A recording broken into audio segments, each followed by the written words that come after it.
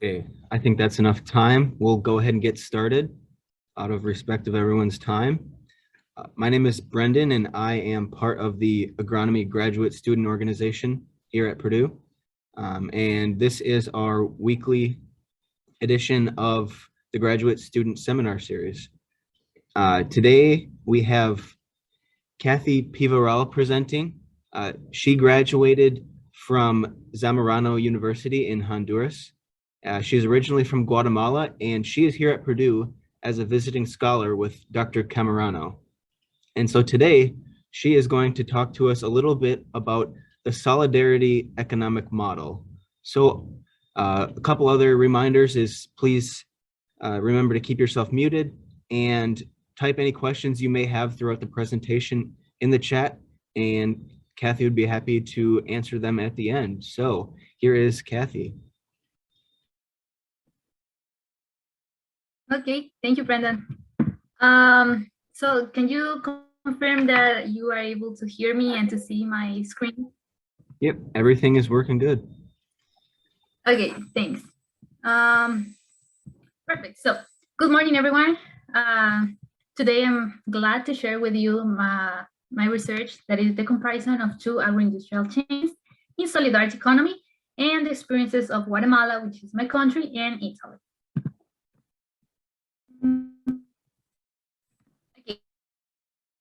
Okay. First, I want that everybody is in the same page. So I want to share with you some backgrounds. What is solidarity economy?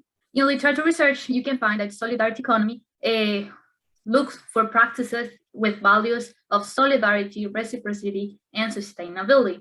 You can also find that it focuses on the social, sustainable, and inclusive development.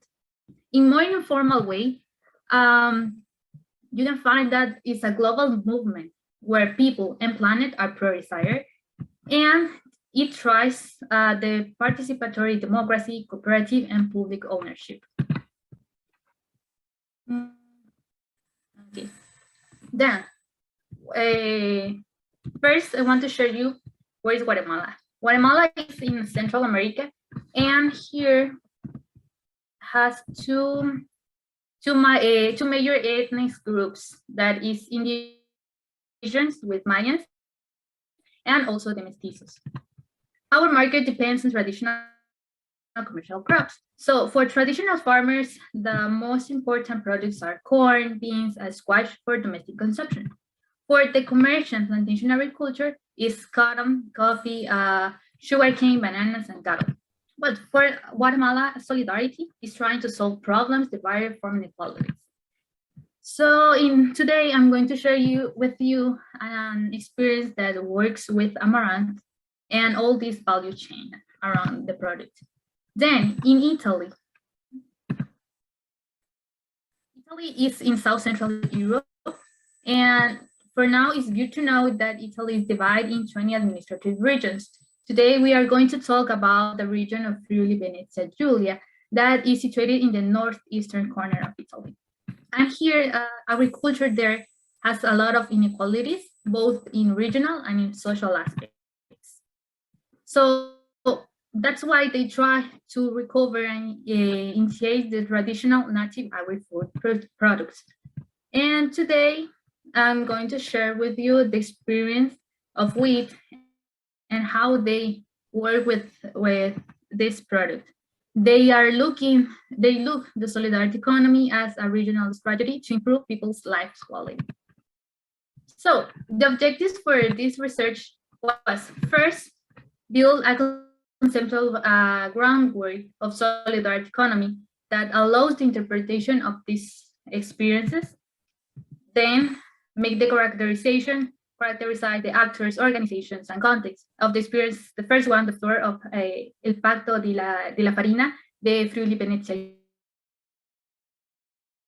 Giulia in Italy, and then going with the amaranth in 4 regions of Guatemala. So the third objective is the comparison of these two experiences through the established dimensions. So how we made that? First, to have clear The study cases, the first one was in Guatemala, following the amaranth with chicach, that is the name of the of the plant that sells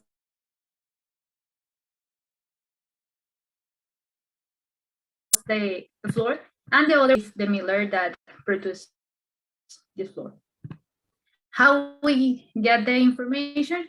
This research have a mixed methodology, the qualitative analysis that allow us to have an in-depth knowledge about experiences, and also the quantitative analysis that determine the comparable variables to make able the comparison. To have the conceptual groundwork, first we start with a literature review, make a classification of the emergent themes, and then organize that themes in dimensions. And for the characterization of the experiences, first, we work with study cases that permit us an in-depth examination of the experiences of interest. First, with semi-structured interviews that allow us to have personal information, talk with people, with consumers, with farmers. Then have these observations to understand the relationships between the farm, the miller, and how they work in their places. And also with surveys that, in this case, it was a purposes selection sampling, but it allowed us to have this qualitative data for the comparison. Through that, make this comparison, that was the systematization of the information of the both countries to make the comparison between the cases. So the results were, for the conceptual groundwork, we defined 6 dimensions to talk about solidarity economy. The first dimension was the theoretical one, and it focused in the structural elements and in the definition of solidarity economy. Here is to understand how they work, how they start their activities. So this is the focus of the theoretical dimension.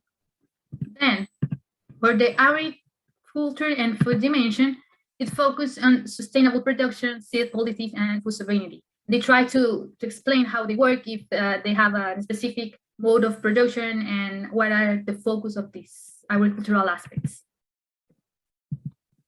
Then for community and society dimension, here it tries to have this cultural identity. So in the product, it's not just sell a product, it's try to share all our cultural identity with the product. So this is what this dimension tries to explain. Later, the territory, and this one focus or tries to describe if the development is local, regional, national, or transnational development. Then for the policy dimension, here we have like 2 aspects. First, the legislation in public policies, and then the governance in social groups. So this is the focus, and we are going to talk about this later in the other results. And the last one dimension is the economic one. And here try to identify the different ways in which product and distribution coexist. So through these 6 dimensions, I'm going to explain you the results and try to make the comparison between the 2 study cases. For the first dimension, the theoretical one, start in 2004. It starts with institutional and community aspects, because there was 3 institutions that is there, the Chicach, Fundescri, and Orcones Campur, that they try to develop, looking for local development. So they were very formal organization and works with Amaranth. Here it's good to know that they were trying to develop sub-Mayan groups that are Cachiqueles and Tzotzils. Then for Italy, they started in 2015. It was completely a community leadership, and they started with wheat, trying to recover these ancient varieties. And it was an informal path, an informal interaction between farmers, millers. But we asked them for them, what is the definition of solidarity economy? So for Guatemalan people, they say that solidarity economy responds to safe production, working together, and a fair chain. And in the case of Italy, for Italians, they say that for them, solidarity economy is sustainable production, a shared ethical chain, democracy, and common good. Later, for the food and agriculture dimension, in the case of Guatemala, they want to highlight that it's an biointensive production, that it means that it's an organic agricultural system that focuses on achieving maximum yields for minimum area for land. So this is how they present their agricultural production, and they are really focused on trying to make all their produce in an organic way. In the case of Italy, they highlight that their flour is produced with 3 varieties of organically grown ancient grains, that is Berna, Autonomia B, and Gentile Rosso. For community and society, so solidarity economy, one of the focus of this dimension is that they try to form communities between the participants. So I want to highlight that for the participants, they say that they are creating economic communities, but not just they also creating these academic. This also create an academic communities because they also learn how to produce the products, how to cook some products with these flours. So it's not just an economic aspect, they also try to improve their knowledge about this. But another important thing here is that for Guatemalan people, 27% of the persons say that they don't feel part of a community. So now with the third dimension, here we have these 2 maps. In the case of Guatemala, the products were at the beginning, the experiences start way in the north in the region. So it was looking for local development of this region. But then with the passage of time and with more organization and affiliation of other organizations, they begin to start expanding around the country. And by now they are working in 4 regions of the country.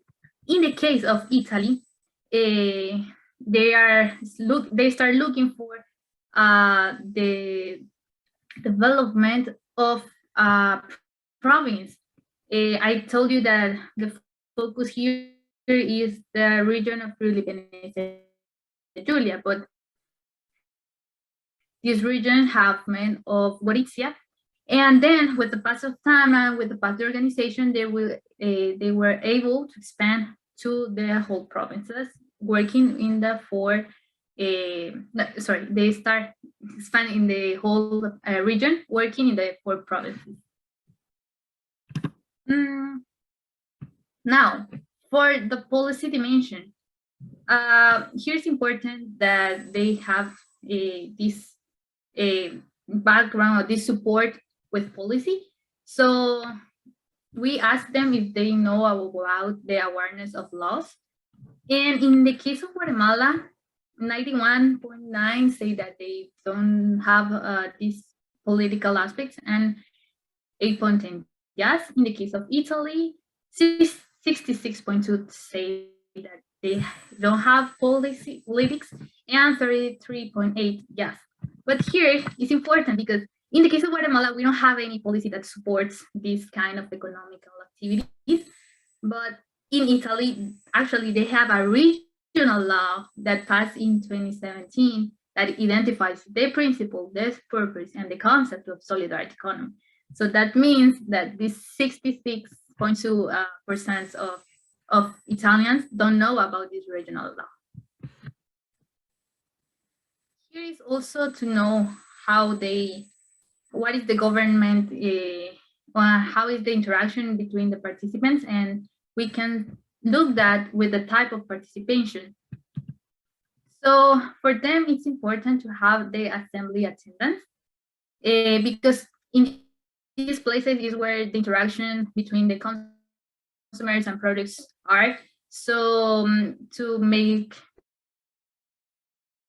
decisions, to know how the product is going on and how the experience are, what it will be the next step. So going to the assembly is an important part, and we can see that in both experiences, it's not a lot of people that are going to these assemblies. But the type of participation that most people participate is in the purchase and sale floor. So that means, or that supports the idea that they are creating economical communities in the community dimension. Now, for the economy dimension, here in these graphics, I want to show the profit distribution of both experiences. In the case of Guatemala, they have 60% of the production and transformation area and 40% of commercialization. In the case of Italy, the production are 20.5%, the transformation 47.42%, and the commercialization 23.08%. So here it's good to know that they, in the assembly, they decide how to distribute their profit. So both experiences discuss and decide which will be the best way to make this distribution fair. So it doesn't matter that they make in a different way, but the purpose of both of them were doing it in a fair way. So with this, I am explaining you the results and explain you the comparison between both experiences. But I want to put like the most attention in this slide because it's this take-home message. For the conceptual groundwork, that was my objectives for the characterization and for the comparison. The most important thing that I want you to remember is for the conceptual groundwork, we find that the dimensions of solidarity economy are theoretical, territorial, communal and social, agricultural and food, political and economic. So these 6 dimensions help us to define how these experiences work. Then, for the characterization, the highlights of Guatemala are that the subsistence of agriculture, high participation of young members. This is a formal, institutional, and communal integration, and by now they are already 17 years of operation. The highlights of the experiences of Italy is that the orientation towards the democracy and common good. They by now are working, they have 6 years of operations, their members are older, and they are informally integrated through the community leadership. And for the comparison, the similarities between both experiences are that they develop at regional level, like with the maps, but it doesn't matter that they, in the case of Guatemala, they stand in the whole country, and in the case of Italy, they still are in a regional level, but both of them, the focus of both of them was looking for, at the beginning, the regional level. They also have the same agricultural principles, looking for ancient seeds, looking for a sustainable production in their own ways. They also have a high organization level between, it doesn't matter if it was formal or informal, but organization to have these assemblies, to contact with consumers, and they go and they have to be high organization level. They also have self-managed, and both of them are independent of the states. So this is like the resume of the whole research. So what's next?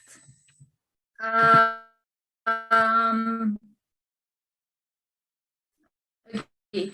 For the research steps, to try, if someone wants to continue looking for this topic, trying to make another 3D cases and still proving if this 6 dimensions are complete or can describe the whole experiences of another context, another country. And also if it's necessary to define an environmental dimension, or if environmental aspects can fit well in the 6 dimensions. So this is the next steps for the research. And what's next for me? Next year, I will be working with the Diverse Corn Belt Project.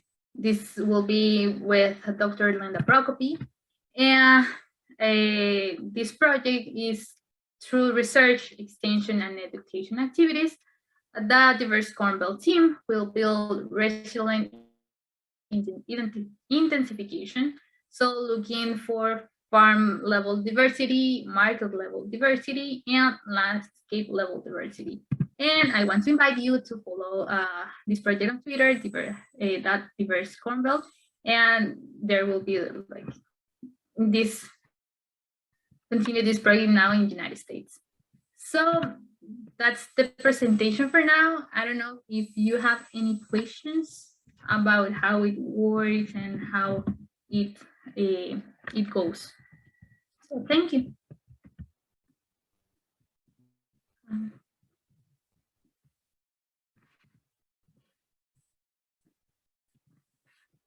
I will just stop sharing.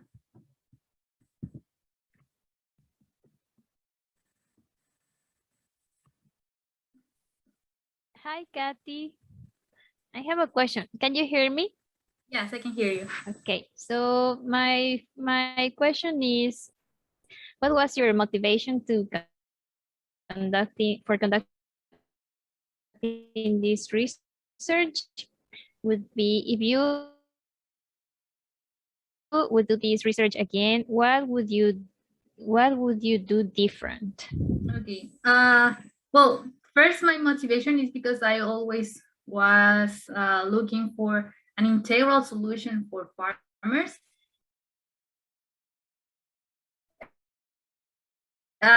Since in my point, we cannot focus just in technology, we cannot focus just in the economy aspect.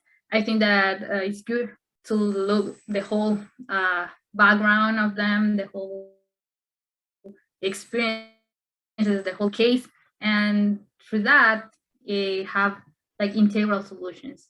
And that's why I work with solidarity economy, because I think that looking for it is not just focuses on one thing, trying to solve integral solution. And if I continue, or if I make this research again, actually it was a really big challenge doing the study case of Italy, because when I arrived, I was not able to speak fluent Italian. So at the beginning, it was a big challenge.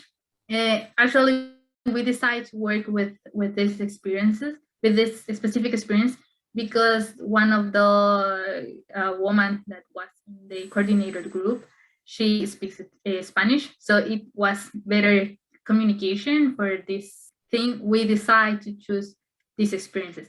So maybe looking for what I made different or improve my Italian first, but also to make sure that communication will be able in both scenarios since the beginning. Thank you. Thank you. I don't know if someone else have a question.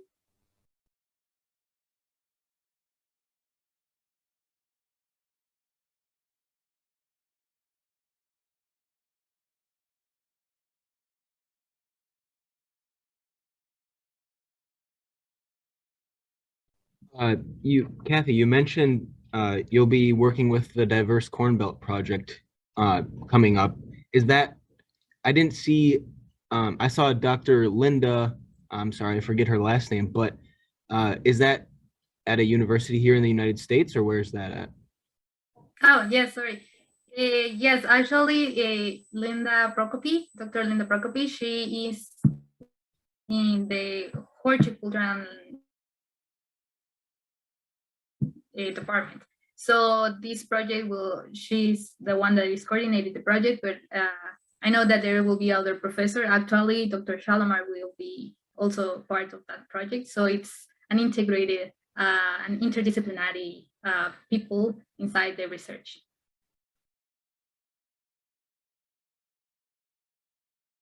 Very cool. Thank you. Thank you.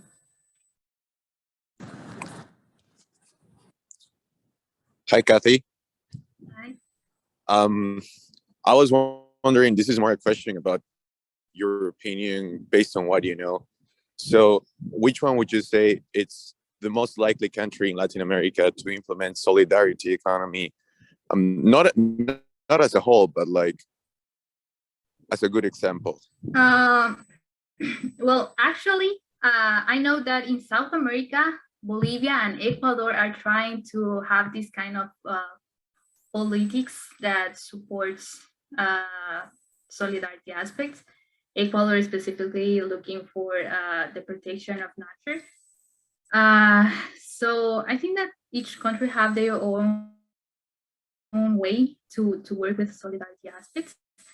It will be perfect, like if every country in really local way they develop their own strategies to do that, but they already start. I know that there are countries that already start looking for this kind of activities, more not just in an informal way. They are looking to work with these activities in a more formal way.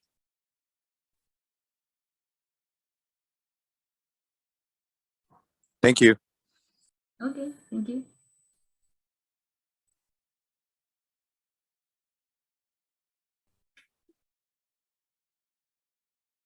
Any other questions for Kathy?